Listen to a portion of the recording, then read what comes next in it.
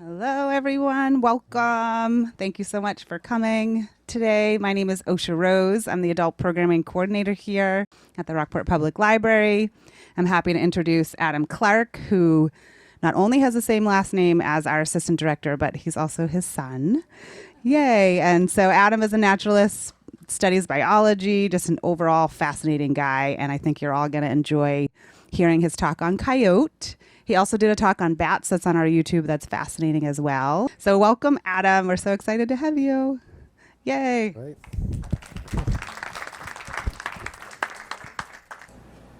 But yeah, thank you for everyone for all of you for coming today. So yes, as Osha said, I'm Adam Clark. I guess just a little bit about myself. I have a bachelor's in wildlife biology from UNH, just a stone's throw north of us. I've done some work with ecological management in marshes, with invasive plants, birds, a few other natural resource monitoring positions here and there. And in school, I did learn a lot about wildlife and ecology, and including the coyote. And I thought this might be a good opportunity to share with you all just about the coyote, misconceptions, truths, what to look out for when you're out there in the wild world of Rockport, because I'm sure we've all seen them before. They are around us, and I always say that we fear what we don't understand. So hopefully leaving today, we could all appreciate coyotes a little more, because they are our neighbors. So, all right. So just to start off with a basic description of coyotes, their Latin name is Canis latrans, which indicates they are in the Canidae family, the dog family, if you will. That includes coyotes, wolves, jackals, a lot of these dog-like animals. So in appearance, we do often see mixed fur coloration, usually this tan, brown, black markings, white as well, especially on the back. We do often see this black ridge going on that leads down to the tail. As for their facial features, of course, we see this narrowed muzzle that comes to a point, very pointy nose, very pointy upright ears, of course. And there is a distinction between the eastern and western coyote, which I'll get into a little bit later on. So out west, the western coyote is usually around 20 to 25 pounds, definitely has a lot more reddish or beige in the fur. And here in the east, of course, we have the eastern coyote, the eastern subspecies, which is a little larger. They can be up to 30 to 40 pounds, and I'll explain why in a little while, why they're a little larger. But just to make the distinction from the gray wolf, Canis lupus, close cousin, they also, of course, tend to have a mixed fur coloration with varieties of gray, brown, black. They tend to have a little more gray and white in their fur. And as for their facial features, they also have also a long muzzle, except it's a little thicker. It's more of a built face, if you will, not quite as thin and fox-like as the coyote. And an adult gray wolf can be anywhere from 80 to 100 to 140 pounds. So they are quite a bit larger. And I wanted to make the distinction between these two because oftentimes in Massachusetts and New England, people will swear that they see a wolf, but we have not had wolves here for a very long time. So what people are seeing are usually just very large coyotes that might appear to be wolf-like. All right, so just to get into their origins a little bit, they evolved from a very distant common ancestor called Eucyon divisi. It was a very small dog-like animal that lived roughly around 4 to 10 million years ago when mammoths and woolly rhinos and other large, strange animals we don't see today were roaming the earth. And in North America, this animal probably lived in what is now more of the southwestern US, Texas, that southern end of what is now the United States. And roughly 5 million years ago, a few million years after this guy, there was another dog-like canid that came into view called Canis lepophagus. It was a little larger than Divisi here, a little more of what we think of when we look at a coyote. Slightly larger, better adapted for hunting larger prey animals. And they expanded their range probably a little more than you see on Divisi as well in North America. And then a few million years after that, as conditions warm and a lot of global conditions are changing, humans are crossing continents, entering North America, we see the emergence of Canis latrans, the coyote, roughly 2 million years ago. And at this point, it was the same species as the coyote we have today, except they were slightly larger than our modern coyotes, as fossil records show. The animals that they hunted were a little bigger. They probably were a little stronger, higher jaw strength. And overall, it was a coyote, but they were just a little bigger to fit their environment, which had a lot of bigger, tougher animals than we do today. And then it's believed that roughly 10,000 years ago, we start to see the coyote emerge as to what it is today, slightly smaller to that 20 to 25 pound range, which is the coyote that we usually see out west in like California. So that's roughly 10,000 years ago. That's when we see the true modern coyote come into existence. Looking again at the history of the coyote. So roughly 80-ish thousand years ago, we start to see another top predator enter North America, the gray wolf. That area that connects the area that is Alaska was covered in ice completely.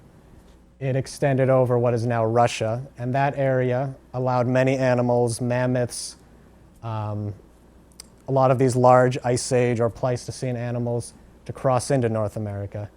And among those was the gray wolf. So roughly 80, 90,000 years ago, wolves start to enter into North America, and they start to occupy the middle of the country. So the thing with gray wolves is they're great competitors, they're pack animals. They know how to really dominate a landscape when they enter into a new area. So before the gray wolf entered North America, we have what is on the right side, that's the red wolf, and of course our coyote right here. So what happened when the gray wolves entered North America, they started to outcompete these two other animals for space, either through direct killing or competition for food sources. They started to push coyotes and red wolves out of the center of the continent. So this ended up pushing coyotes farther out west to like California, what is now California, the southwest region, as well as a little bit of the plains region as well, while the red wolf over there moved to the eastern forests. So the red wolf still exists today, except it's critically endangered, and there is only one population of them left in North Carolina. So they are still around, they're hanging on, but their numbers have dwindled significantly, mainly from humans, not from gray wolves, but they're still around. They have almost a coyote-like appearance, a little bit of red in the fur, but DNA and research has shown that the red wolf is its own species of wolf. Do you know how many remain in North Carolina? It's not many. As when I last did some digging, it was like less than 20 individuals, so very critically endangered. But the Fish and Wildlife Service monitors them pretty closely, so they have pretty strict protections. I think they are expanding a little bit, but right now it's It's very few. There aren't many of them left. But looking back, this is why the coyote, of all animals, is where it is or where it was in Western North America, because gray wolves kind of pushed them out of the middle of the country. So, all right.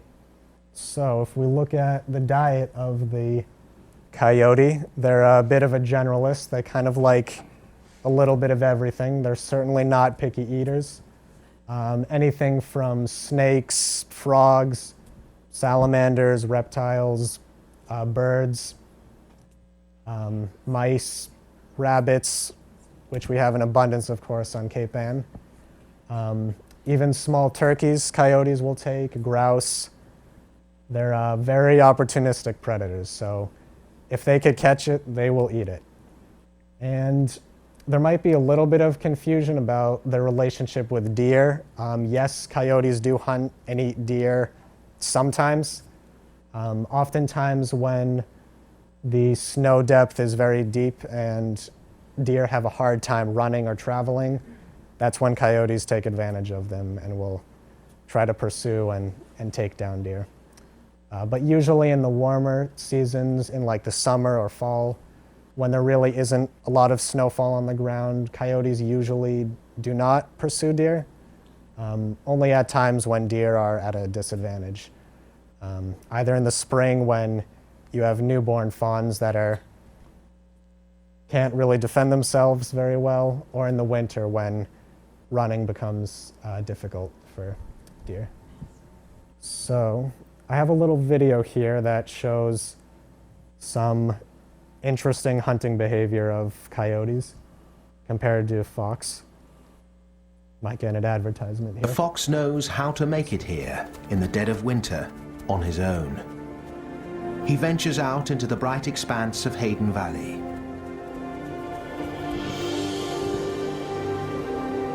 This is Yellowstone's high plateau, more than 2,400 meters in elevation. While winter is retreating down in Lamar, it hangs on here with a vengeance.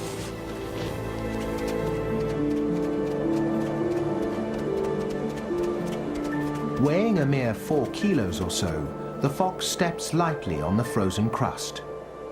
His prey is protected by a good 3 feet of snow. Yet with only sensitive ears and a pointy nose, the fox is well prepared.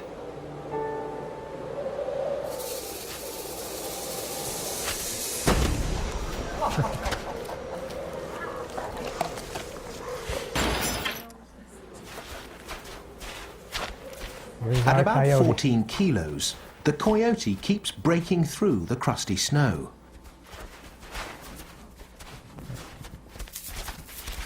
Her strategy is to dig, and dig, and dig.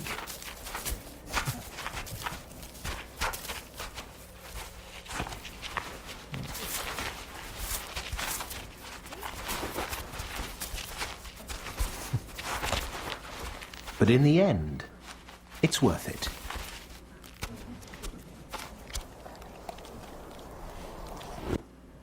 All right.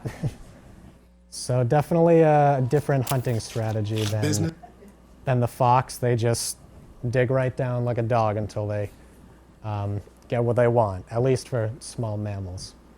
And one thing I don't believe the video mentioned that foxes and coyotes share in this behavior is that they have extremely sensitive hearing. So they can actually hear mice and voles running underneath the snow, and that's how they're able to pinpoint exactly where it is.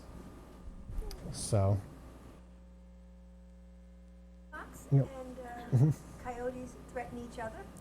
They do, actually, yes. I'll get into that a little later, but there definitely is an interesting relationship between the two of them. So I'm glad you mentioned that. Another thing that I wanted to point out too is the paw print identification of coyotes. Sometimes, I know, me included, I'll be out in the woods, I'll see a track, and I'm not sure if that's a dog or if it's a coyote. Of course, they're both in the same family, so their prints look very similar. But one key thing to look for is the size of the print. For coyotes, it's usually around 2 to 3 inches in length, 2 inches in width. And the metacarpal and metatarsal pad, the main back pad on the coyote's foot, is a lot more triangular, whereas on a dog, it's a little more, not circular, but a little wider. It's not as narrow or triangular.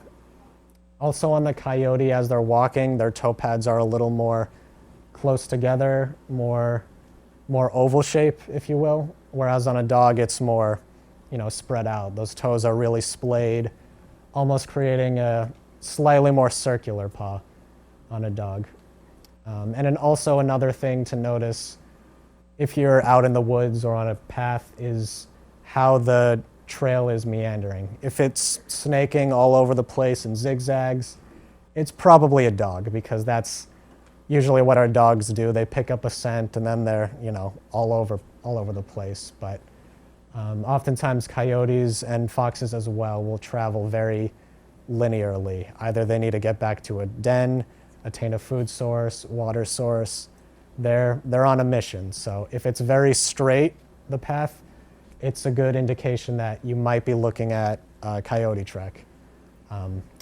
But more importantly than that, really just the shape of the foot. If it's a little more oval, narrow, you might be looking at a coyote. More splayed out and round, it's probably a dog.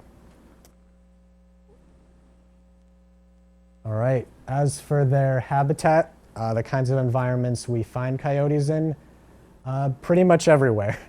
So historically, coyotes occupied mainly the Southwest and the Great Plains region. So, of course, in the Great Plains, they'll be occupying open grasslands, or desert and semi-desert scrub chaparral region in the Southwest. But our coyotes, of course, in the East, they're occupying woodlands, forests, wetlands, marshes, and of course, our own backyard right in the city. So coyotes are really a habitat generalist. They can survive in a wide variety of environments. As long as they could put their paws on it, they can find a way to live there. So coyotes they've really figured it out. And another interesting thing to talk about is the coyote's life cycle. So right now, in February, we're right in the heart of coyote breeding season. So they're going to be out and about looking for mates, establishing territory.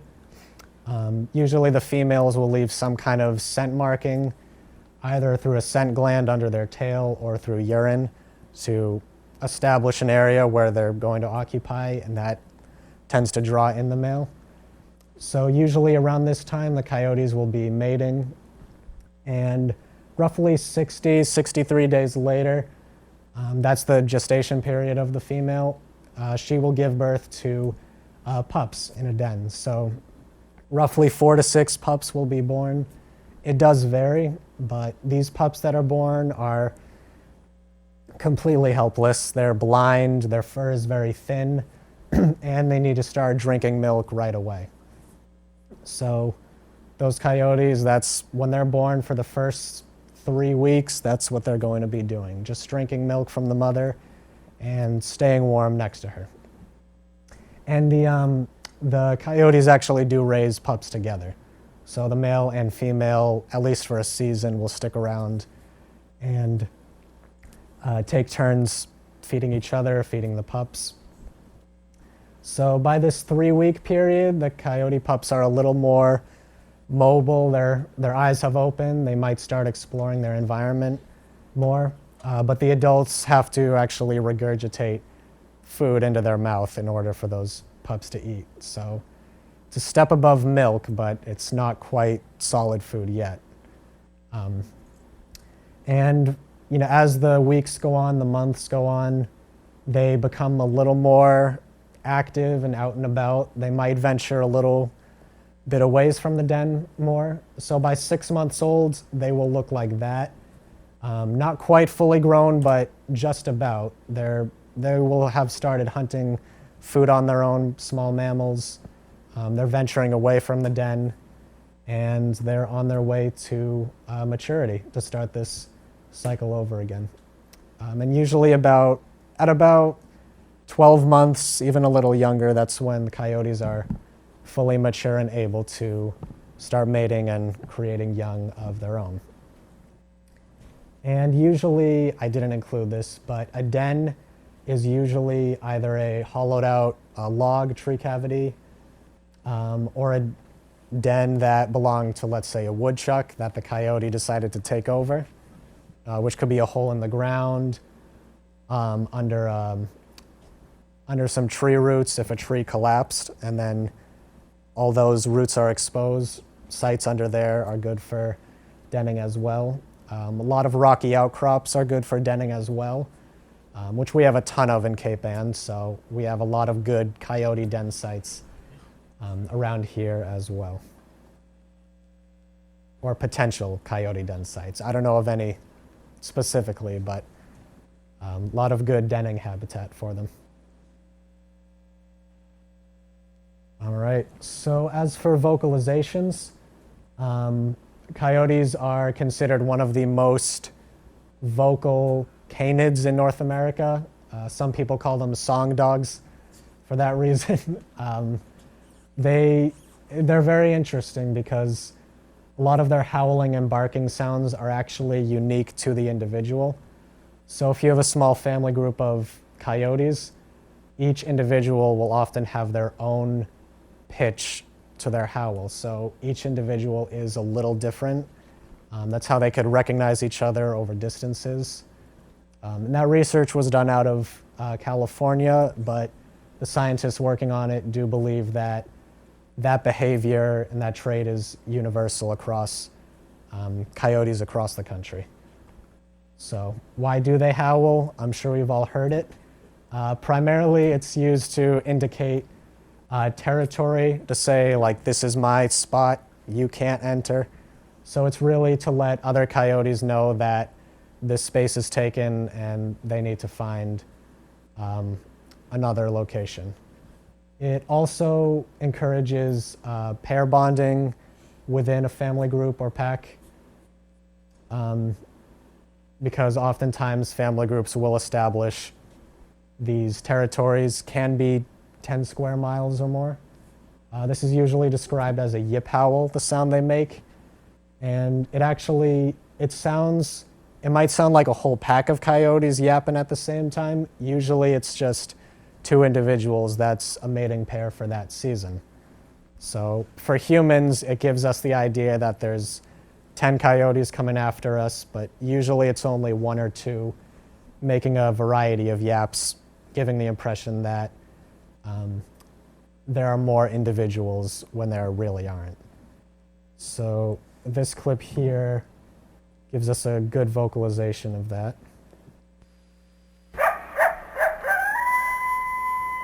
So that's like a bark howl, helps establish territory. There's an aggressive display. And this is more of that yip howl I was talking about. So this could sound like 10 coyotes, but in reality, this is probably two. That's just establishing a territory. But yeah, each individual can make such a variety of sounds that you think you're being mobbed, but it's really only an army of one or two. So definitely have earned their name, Song Dog.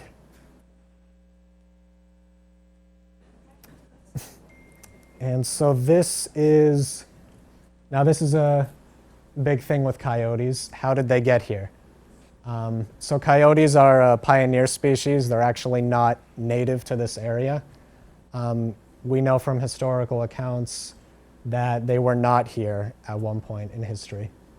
So before European colonization in the 1600s, before Plymouth Rock, when this area was mainly occupied by Native American tribes, there were wolves here, mountain lions, Many of these other animals, possibly elk too.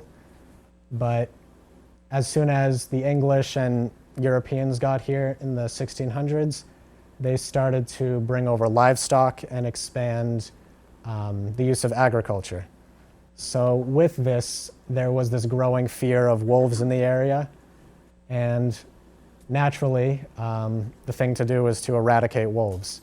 So in the 1700s, people were hunting wolves a little bit, but it was actually described that wolves were more fearful of people. They were very shy, elusive. They did occasionally attack livestock, which is where the fear of them grew. But by the time the late 1800s came around, of course, America was expanding west. The government started funding programs to completely eradicate wolves. So for much of this time period, wolf hunting, increased 100-fold. And by the real late 1800s, early 1900s, wolves were almost completely eradicated or extirpated from the lower 48 states. And their protection did not come into effect until 1973 with the Endangered Species Act. That's when wolves started to recover, but before then, wolves were enemy number one. So for a while in the lower 48 states, not Alaska and Hawaii, wolves were absent. And with this, as mentioned before from the Ice Age, wolves often outcompete coyotes. So when you have a lot of wolves in an area, you don't have a lot of coyotes.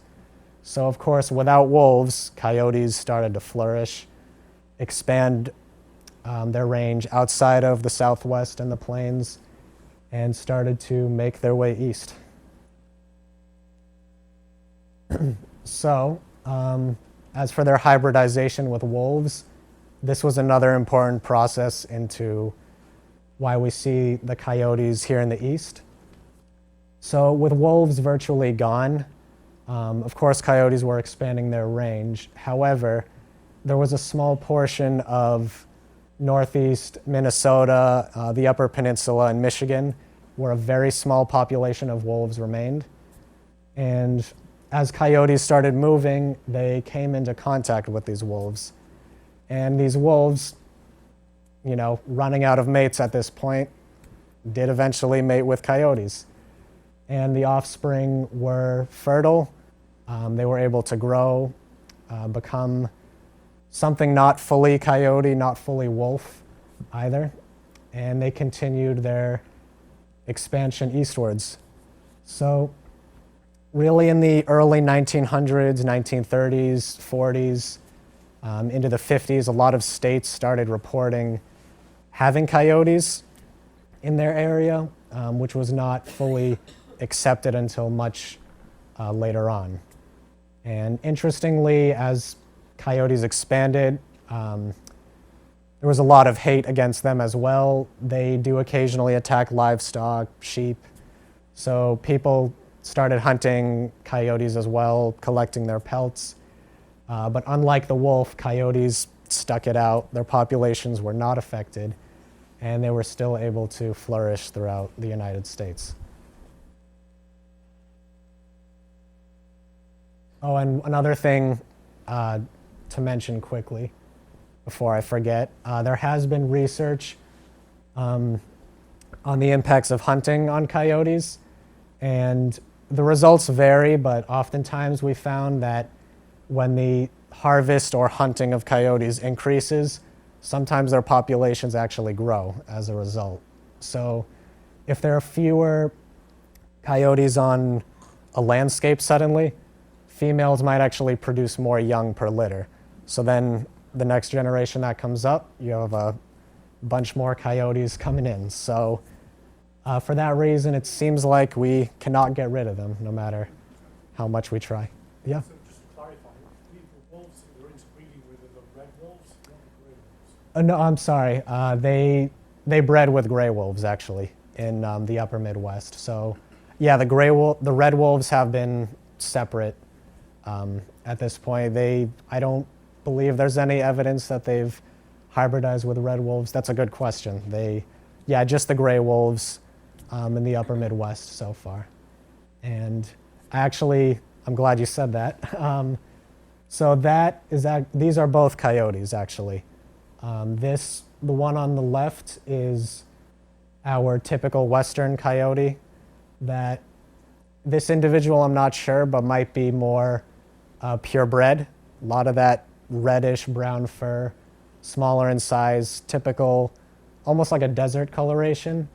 And the one on the east, that's part gray wolf, is our eastern coyote.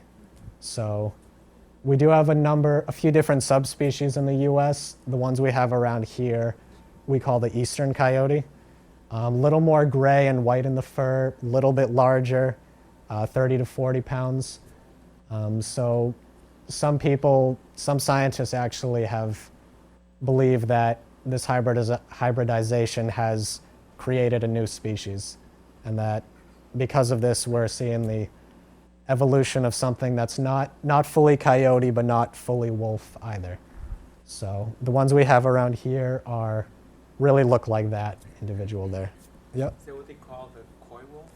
Yes, yeah. A lot of people do call them coy wolves, coy dogs. Lately, some biologists have been leaning away from that name and prefer the term eastern coyote.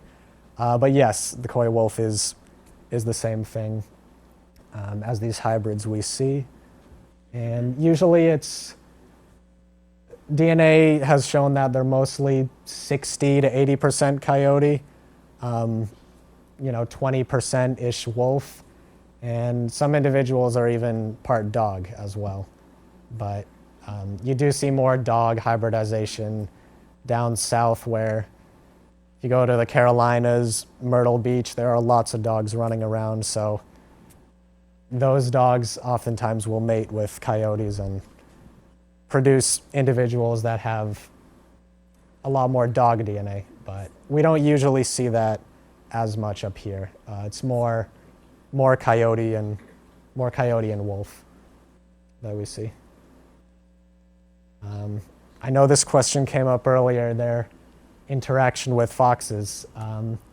So yes, they do. Wolves, coyotes, and foxes do have a very tragic relationship with each other. Coyotes will often target and actually kill foxes that are within their territory, oftentimes because they're competing for the same food sources. So coyotes may target and either chase off or subdue a fox that is in their range, so that there are more small mammal food sources for themselves. And interestingly, going a little more to the right to our wolf there, wolves will actually do the same thing to coyotes. Sometimes coyotes and wolves will go after the same prey sources. So wolves, as a pack, will sometimes chase down coyotes and either chase them off or kill them as well to decrease competition for food. So interestingly, wolves have no interest in foxes, really. So in areas where you have an abundance of wolves, you might not have many coyotes, but you might have a ton of foxes.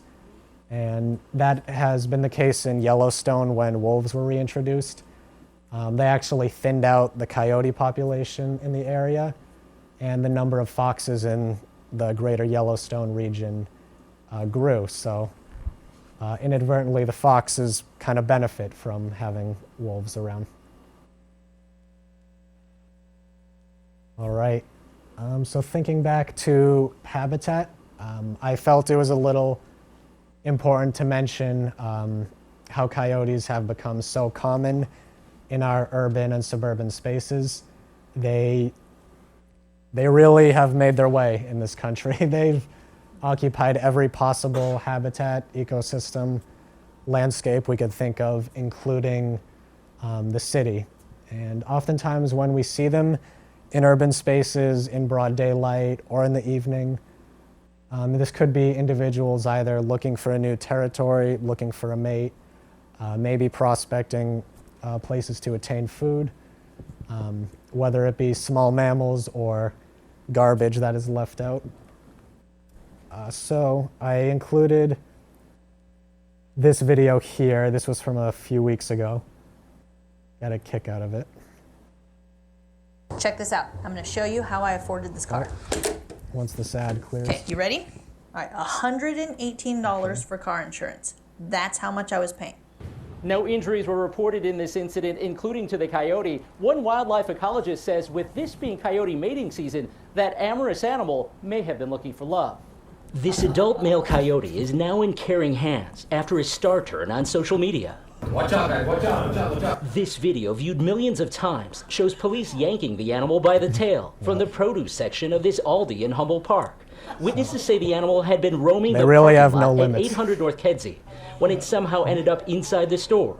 Police and Chicago Animal Care and Control safely removing that coyote who'd been hiding in a cooler beneath a selection of fine cheeses. It picked an odd location, and they do this sometimes. They make a mistake. They're trying to avoid us. They're trying to hide from us. Stan Garrett has been studying coyotes in Chicago for a quarter century and says they're everywhere, like in this case, hiding in plain sight. Probably trying to find a new area to hide, ended up inside the store, and this has happened in the past. In April 2007, this coyote in a cooler drew an audience at a downtown sandwich shop, where a camera captured the animal sauntering in and making itself at home alongside some beverages.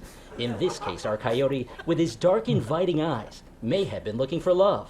January through March is mating season, when coyotes are especially active. Some of these animals, the ones especially that make a mistake and they find themselves into a building, often are what we call transient animals. So these are animals that actually don't have a mate yet. The coyote is now in the care of the group Flint Creek Wildlife Rehabilitation, which will make sure the animal is okay before perhaps releasing it back into the wild. So there is no space they won't try to occupy at this point. Yep. So.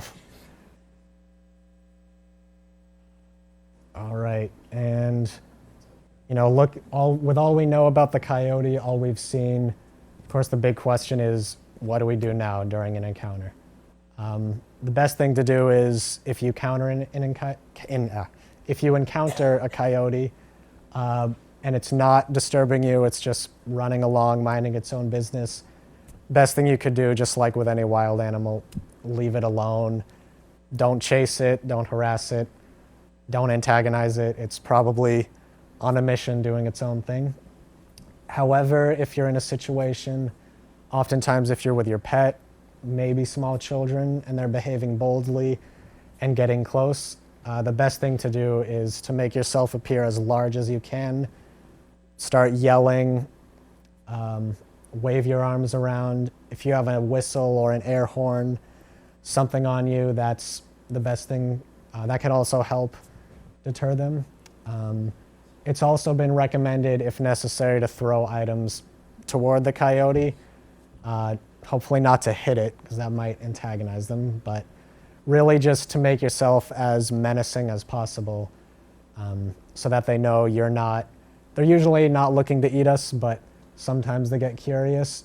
But if you maintain this fear over them that you're not something to be messed with, then they'll likely leave you alone.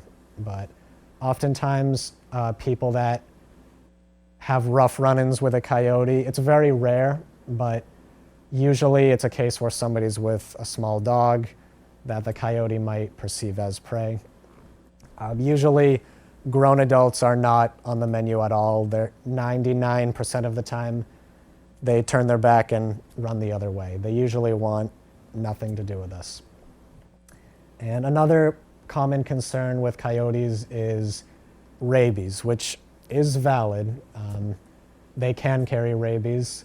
It's not very common, but something to keep out for if you do encounter a coyote or really any wild animal, is to notice if they're acting strange, they're stumbling while walking, falling down, they're not walking in a straight line. If you can get close enough, hopefully not, to see them foaming at the mouth, that's another indicator. If they seem to be biting at themselves, the air, people, animals, objects, that's also an indicator that they could be rabid. So in that case, it's best to keep your distance, call animal control. They know how to handle it. Sometimes they'll put the animal down if they have to. If it's another condition, they might be able to take it to a rehabilitation center. But the best thing you could do is keep your distance and call animal control. So this video gets into that a little bit. Watch what carrots do to your dog. I invited the man I trust with my dogs, Dr. Marty Goldstein. Here are the best and worst human foods Why to not? go. Number Yeah.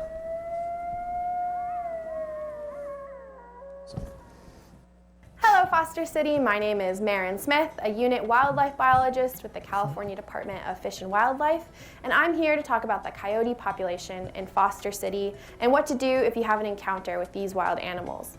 If you're out in the open spaces of San Mateo County, such as near the San Francisco Bay Trail or along the Foster City Levee, you might have seen a coyote or two.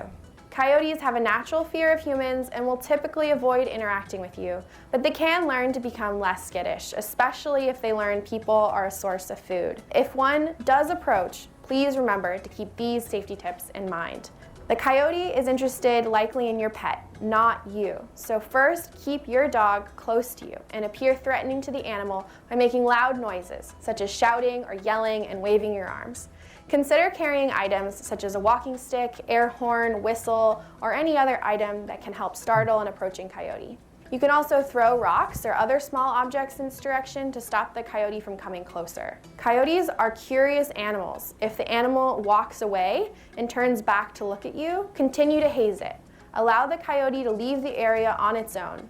Never look away, turn your back, or run away from a coyote. Simply maintain eye contact and back away slowly to safely disengage. Remember that coyotes are part of the local ecosystem and do their part controlling rodent and other small mammal populations. Remember to never feed wildlife. It's bad for the animals and it leads to more human-wildlife conflict. For more information, visit the website listed in the caption below, where you'll also find the phone number to report coyote encounters of concern to the California Department of Fish and Wildlife. Right. So a few good tips there if you're ever in a run-in with a coyote. All right, so with everything we know about coyotes, their history, how they behave, their ecology, how they interact with their environment, question is, where do we go from here? What do we do now? Are coyotes here to stay? The short answer is yes. They're not going anywhere. They are our neighbors.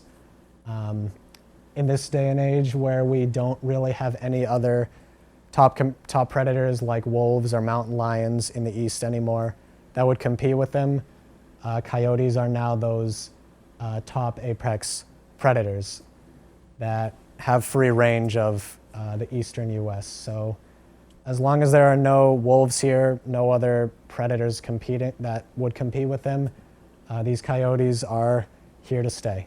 But it's not necessarily a bad thing. As we've seen, coyotes do have some control over small mammal populations like mice and rabbits that can be problematic if their populations grow too much. And they also serve as effective scavengers of dead animals that, if they decompose and are left to rot, they oftentimes build up bacteria and can cause infection. But coyotes, since they're very abundant, they make fantastic scavengers of animals that have died recently in our area. So in that sense, they can actually prevent the spread of infection. So for these reasons, coyotes have now integrated themselves into our local ecosystems and actually serve an important role as well. So, Question? yeah. Do they eat rats too? Rats, yep. They'll eat rats as well. Yeah. Anything that crawls, they'll take a bite of. But let's see. And this video here, let's see. Oh yeah, this shows ongoing research on I think I'm gonna start cutting carbs. I need coyote to drop pups. my belly fat. Sure. Here's the most interesting weight loss fact I learned in the lab. I say, Chuck, we go where that old hedgerow is, where we've had them in the past. Yeah. See, look at there's the hedgerow. In the springtime, we go through all of our coyotes that we know are breeding. Potentially they do have a den and we might be able to find them. And so that's what we were doing today is we had a couple of coyotes that we knew either were pregnant or they had really great clusters that suggested maybe they had a den. So we get telemetry locations, and those are just taken from different bearings or different places along a block. And they basically create a location. So even though we can't see the animal, we know it's at this certain points inside this block. Yeah, I was coming up on the hedgerow and just kind of following it, looking for dens in the roots. And they were just kind of lying underneath the tree, just playing in the dirt. It's like two little fuzzballs. So you do a full The best hold so far. head, we'll say 3 total. Nice belly on her. Definitely a female. We'll pull the young ones out and we'll process them. We'll take hair samples and blood. We'll put a pit tag in them in case we encounter them again. If they're over about 3 pounds in size, we'll put collars on them, take measurements, photographs, and then put them back in the hole. And Mama will come and take care of them. One of the things I always worry about is when people see the pups and they see how cute that is and how neat this work is, you definitely don't want people to try to, and do that same type of thing or try to approach them. There are still wild animals, and so that's the bottom line we want to make sure people remember. We were just coming in on a den site that we had seen pups here the year before, and there were 6 or 7 of them crawling around this old car in the woods, and they scattered. Just got to make sure we got everybody, so I thought there were at least 7 or so we've got 6. So we'll check the rest of the junk piles and see what we can find. I got one in here. And some of them lay low. They find, anything they can hide under, and it's pretty crazy there for a while, running around trying to hold as many as you can and trying to signal people in. But every year, this is probably one of the best parts of the project is rounding up the pups. One of the greatest things about this research is that it's completely unbiased. We don't operate under any political pressures or any sort of motivation to get a specific answer to the things that we're trying to study. And so it's basically just observing and telling it as it is. One of the greatest advantages to having that long of a study is to see those changes over time that you wouldn't get if you did this for a year or 2 years. They're pretty young teeth. Looking at the teeth there, I'd age them as, I don't know, 3 weeks. An animal we pit tag today, we could find in 10 years from now. And that's going to give you a pretty good picture of what's going on. So it's definitely looking towards the long term. We'll find what we think is the active den in the area, kind of put them all back in there, keep them together for Mom when she comes back, and she'll of course move them, and the process will go from there. So I'm sure she already has a den lined up.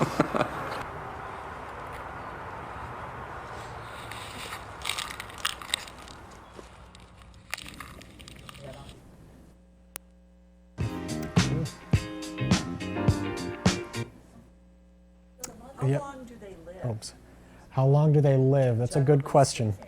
In the wild, they've been shown to live up to like 11 years. I think that's the max, so kind of similar to a dog. In captivity, it's been shown up to 18 years, so quite a difference when they're being taken care of by us, but some will not. Due to illness or competition, some might not survive more than a few years. But there's a lot of variation. Depends on illness, food availability, but yeah. So the mother didn't mind that they were tagging the pups? Like she didn't come chasing them? Yeah, I had the same question. I'm not entirely sure in this situation. I imagine it must have been at the time when the mother was away looking for food. And if there were enough adults around, then she might not go into that area anyway because she's not going to attack multiple adults. But in that situation, I don't know. It does make you wonder if one of them might get bitten one of those times doing that. But yep. Buffalo, they always tell you to not make eye contact with the wolves. Mm-hmm. They're really strict about that. I mean, Yeah. I don't know, but when we're looking at the coyotes and they have such really intense eyes, Mm-hmm. when you're encountering a coyote, is it okay to make eye contact? Almost impossible not to. Yeah, for coyotes, it's really okay. Usually, they're not. It's more of a curiosity thing when they look at you. They're usually not trying to eat you. Wolves, I think, are a little more bold. So it's probably a different piece of advice there. But for coyotes, we're not on the menu at all. So if you maintain eye contact and look somewhat intimidating, it should be okay. They'll keep their distance. Yeah. Are they in competition? Fishers, good question. I'm not sure if they're in competition with fishers. They might go after a lot of the same small prey animals, but they do have very different behaviors. I know fishers they really strictly live in forests, especially coniferous pine type forests. And they'll climb trees too. So they do go after a lot of the same food items, but they have very different behaviors. So in most cases, I would imagine fishers avoid coyotes, but I'm sure it's happened where one has gotten into a scuffle. So it's certainly possible that there is some food competition there. Yep, in the back. Or you? Yes. How did the coyotes get in our area? In our area? How did coyotes get to our area? Good question. Really the same way that they've been doing for the past 100 years. They just keep coming. When individuals give birth and those babies grow up, the babies always disperse. And eventually, over the course of the century, really every corner of the United States is now occupied with coyotes.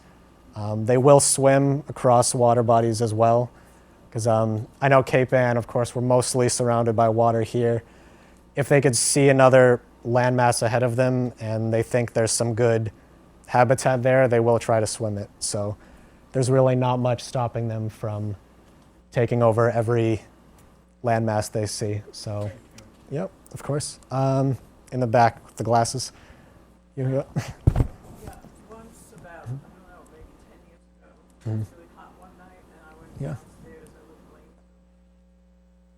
Mm-hmm. And I sat on the thing outdoors, Mm. and all of a sudden this big Yeah. always wanted to stare with my eyes, like, Mm-hmm. so I just sat there, and stopped, and he turned away to see Oh, yeah. Must have been, yeah. Yeah, definitely that eye contact is good. That keeps them at a distance for sure. But, it can be intimidating looking them in the eyes. But yeah, that's the right thing to do. If they know you're not afraid of them, then they will certainly keep their distance. Yep. So these nearby islands you can see from the beach, Mhm. are there coyotes on those islands? Do we know? Usually not. I would suspect it's possible that they go there.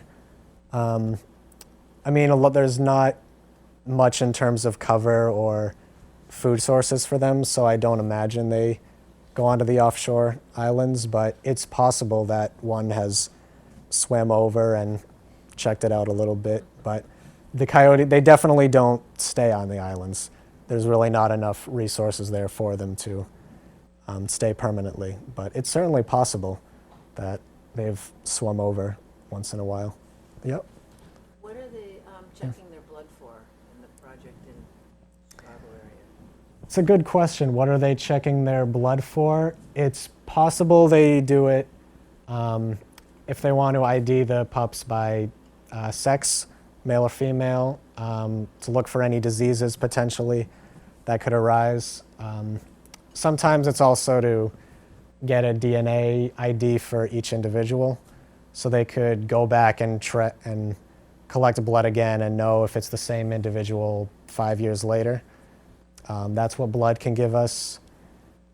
Also to tell, I don't know if they're doing that in this study, but it also helps us tell how much wolf or dog is in that coyote as well, to see if they're, if any hybridization with dogs is happening, or if they're consistently staying mostly coyote, little bit wolf.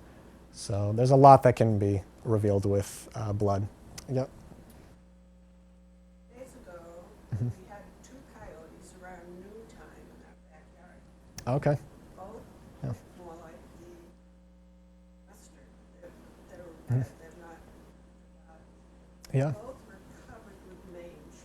Really? The hair was, Yeah. they didn't look very healthy, but they were eating what we put out for the birds. Oh. And They will. Yeah. Yeah. I wonder, do they eat squirrels? They, There's yeah. so many squirrels in that area. There certainly are. They have lots of turkeys, and they don't Yep. seem to. The Yeah. turkeys just keep multiplying. Yeah. I know the turkeys are another one we can't seem to stop around here. Yes, they do eat. They definitely do eat squirrels. They might not always catch squirrels if they get up a tree in time.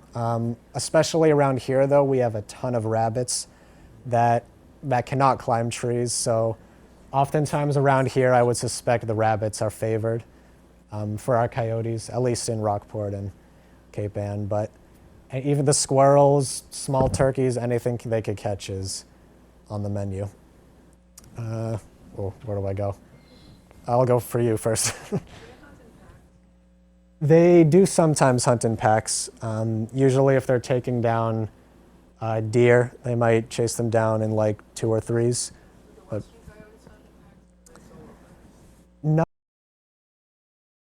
But not as much. The coyotes that are more coyote tend to hunt solo. They might sometimes hunt in groups, but oftentimes the ones out west in the desert or the plains, they're going after small mammals, reptiles. So they're not quite as pack-oriented as the ones in the east. Let's see. I'll go to you and then you. Yes. Oh yeah, you. Sorry. Yes. Yeah. So it's the second time, but I was wondering It's what all they right. do with them in the city. I read about they were like Idlewild, the airport, which is out Mm-hmm. our cities, getting them or getting rid of them, or what's happening with them. Yeah, what's going on in the city with them? At first, a few years ago, when they seemed to be becoming more common in the cities, I did see a video out of New York City. They really went to war with them, trying to get rid of the coyotes and catching them, moving them to like Westchester, New York, outside of the city, but they always kept coming back. So it seems the approach right now in the cities is just kind of monitoring and to see where they are. There's a lot more research emphasis on urban coyotes to see how they are moving and behaving in cities. So we've kind of waved the white flag on this one. We've figured out we can't really get rid of them even in the cities, but our approach is now to just keep seeing what they're up to, what they're eating, how they're behaving. So it's really just more of a monitoring approach rather than a removal. So it's being a little more accepted that even in urban areas, coyotes are our neighbors. So, yep. Well, because they're so Yeah. for the land. Yeah, in many cases, it's not quite clear if there's like an ecological impact from an overabundance of coyotes. In some localized cases, it probably is, where there might be, as we've seen, they don't like foxes very much. Sometimes we do see foxes that are completely removed from an area. I don't think there's any research to suggest that populations of animals that they hunt and eat are depleted because of coyotes as of right now. So it's not, even though they're not native and they've become so prolific, we don't see that they've become a problem necessarily. Like other animals are not being wiped out necessarily because of coyotes. A lot of the animals that they'll hunt and eat are still very abundant. So it's a very good question. As of right now, there are many coyotes for sure. It's debatable whether there are too many, because we haven't seen an environmental impact necessarily, but of course there's always concern for human health. So in that stance, some people might feel the need to reduce the number of coyotes, but that's proven impossible so far. But right now, things have been okay with coyotes. But it's a very good question, though. Yeah. Okay. Yeah, can coyotes climb fences? I don't know for sure. Probably. Is it a chain link fence that you have, or it's a wooden? Interesting. Yeah, if it's possible, I would suspect any kind of fence that's not chain link, maybe like over 6 feet, they're probably not climbing. They might try to dig underneath if they suspect there's something that they want on the other side. If it's a chain link fence, I mean, a lot of animals can figure out how to, ladder their way up. But I don't know the jumping capabilities, but it's certainly possible that they can get over fences. Like a 60-pound dog, is that something a coyote would go after? Possibly. If it's a dog that's like, let's say a lab or golden retriever or smaller, a coyote might take interest or try to go after them. If it's a German Shepherd or larger, probably not. But oftentimes, if a dog does not have a natural appearance, so to speak, like something like a German Shepherd, pointed ears, long muzzle, that's not something a coyote would mess with. But anything with a dog with droopy ears, mixed colors, something not as natural or like a similar predator, they might be a little bit more inclined to go after. But really, like a golden retriever or smaller, I would definitely be careful. But sometimes it's unpredictable too.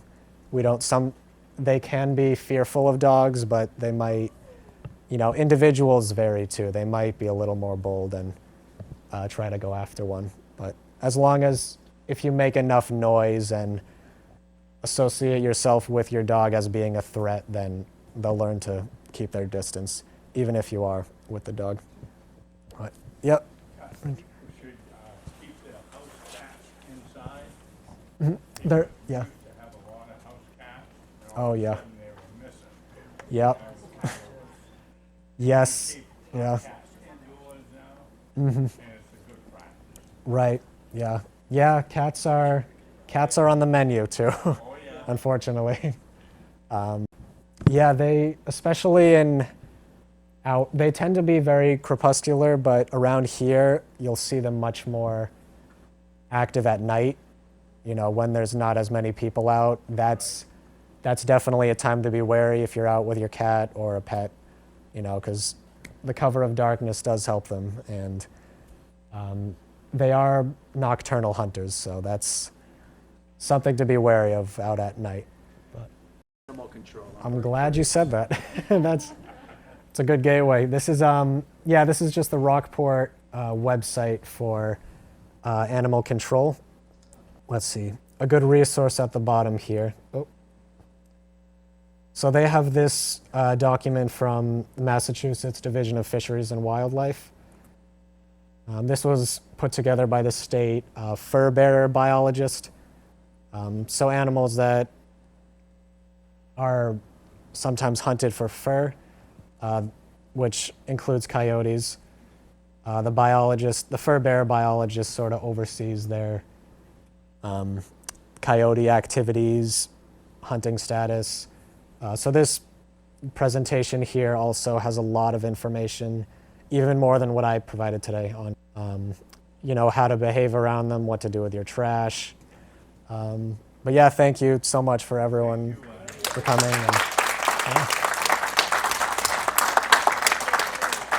So I know we got into it a little bit, but if anyone has any questions they want to get out now or want to talk about coyotes at all or anything, I'm all ears. Yeah. You can hunt coyotes you need a license from the state and an ear tag to do it. I believe a lot of people do either shoot or trap them for their fur mainly. I believe we are actually in the season to hunt coyotes. Don't quote me on this, I believe right now in the mating season, in this late winter, that's when you can hunt coyotes. But like spring, summer, typically people don't. I'm not entirely sure. I believe it's the same because the breeding seasons across the region are the same, so the regulations are similar for trapping. But yeah, of course. I'll go you. A non-hunting question in terms of packs. So they're more like wolves with the pack structure, or are they more pairs and family units as they grow?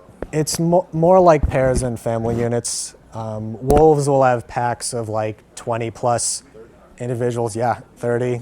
Coyotes are a little more. It is a pack, but it's much more of a family unit. Not like the alpha that runs it for years. Right. Yeah. It's sometimes like the two adults.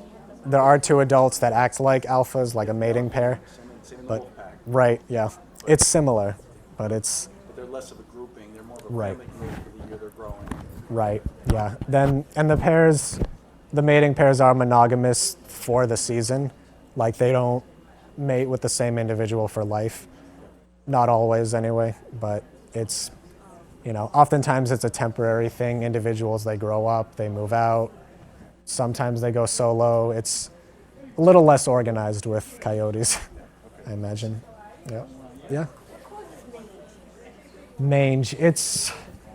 I'm not entirely, it is an illness. I can't recall if it's viral or bacterial, but it's pretty nasty. And I'm not sure how animal control deals with it, but there are a few wildlife rehabbers.